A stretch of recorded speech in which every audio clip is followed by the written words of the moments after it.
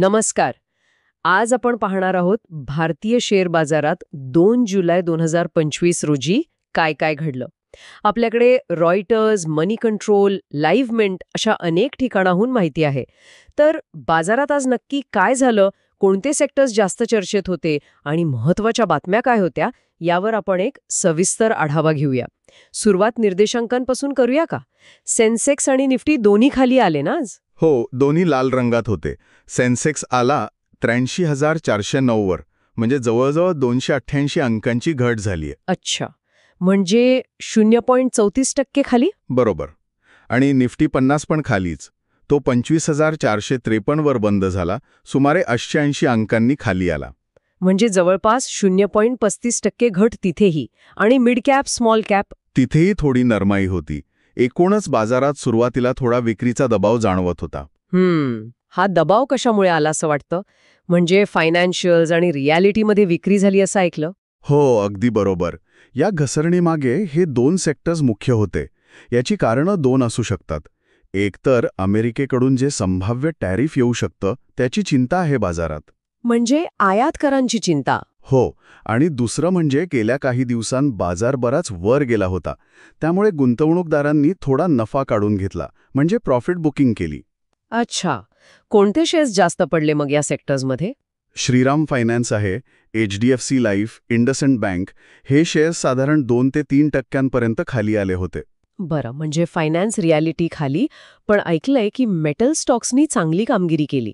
Tata steel, JSW steel वगैरे वाढले. हो, मेटल स्टॉक्समध्ये आज चांगली तेजी दिसली. टाटा स्टील, JSW स्टील, एवढंच काय तर एशियन पेंट्समध्येही वाढ होती. पण हे कसं? एकीकडे विक्रीचा दबाव आणि दुसरीकडे मेटल्समध्ये तेजी. यामागे असं दिसतंय की या कंपन्यांसाठी मागणी वाढण्याची शक्यता आहे. काही रिपोर्ट्समध्ये त्यांचे टार्गेट प्राइस पण वाढवले आहेत. कदाचित गुंतवणूकदारांना वाटतंय की अर्थव्यवस्थेत मागणी सुधारते आहे, जी या क्षेत्रासाठी चांगली गोष्ट आहे. आणि IT सेक्टर, तिथे सुरुवातीला तेजी होती, पण नंतर TCS सारखा मोठा शेअर पण थोडा खाली आला नाही का? हो, IT मध्ये सुरुवातीला थोडा उत्साह होता, कारण अमेरिका-भारत व्यापार कराराबद्दल सकारात्मक अपेक्षा होत्या. अच्छा, त्या डीलमुळे. पण दिवसाअखेरीस TCS सारखा शेअर अगदी किंचित म्हणजे 0.18% का होईना पण खाली आला. कदाचित गुंतवणूकदार अजून ठोस संकेतांची वाट बघतायत. बाजारावर परिणाम करणाऱ्या मोठ्या घडामोडी पण झाल्या आज. अमेरिकेचे राष्ट्राध्यक्ष ट्रम्प यांनी व्यापार करारावर काहीतरी सकारात्मक बोलले असं वाचलं. हो, त्यांनी आशा व्यक्त केली की भारत-अमेरिका व्यापार करारावर तोडगा निघेल आणि त्याचा थोडा परिणाम झाला बाजारावर. काय परिणाम झाला? जी घसरण होत होती तिला थोडा ब्रेक लागला, नाहीतर कदाचित निर्देशांक अजून खाली आले असते. अशा बातम्यांमुळे बाजारात थोडा दिलासा मिळतो.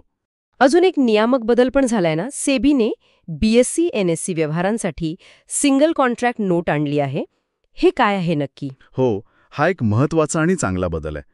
सेबीने आता दोन्ही एक्सचेंजेसवरच्या म्हणजे BSE आणि NSE वरच्या ट्रेंडसाठी एकच कॉन्ट्रॅक्ट नोट वापरायला सांगितलं आहे. आधी वेगळ्या होत्या का? हो, आधी वेगळ्या लागत असत. आता एकाच नोटमध्ये सगळी माहिती असेल.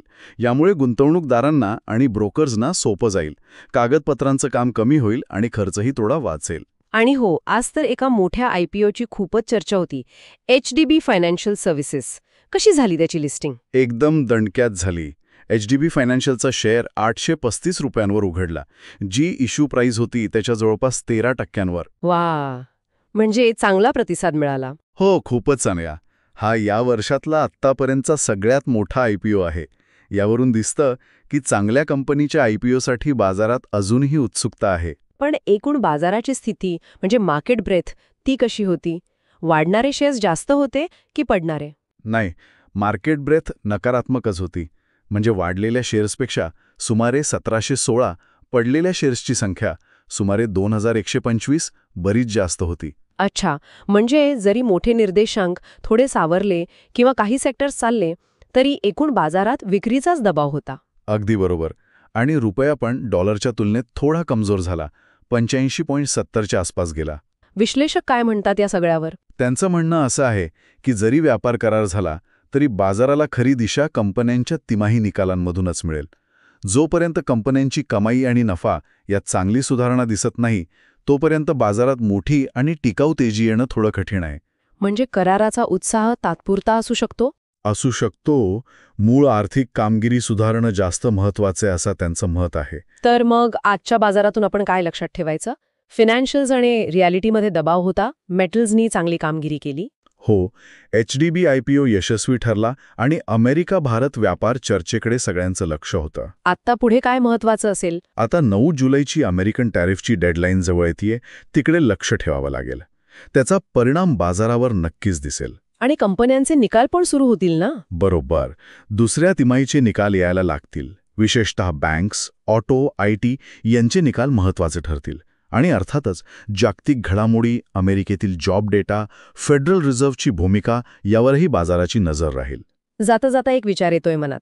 व्यापार कराराच्या आशेनं बाजाराला तात्पुरता दिलासा मिळाला हे खरं आहे, पण कंपन्यांची मूळ आर्थिक कामगिरी म्हणजे त्यांचे नफे, त्यांची विक्री ही जर सुधारली नाही, तर केवळ एका कराराच्या बातमीवर आलेली तेजी कितपत टिकेल यावर विचार करायला नक्कीच जागा आहे.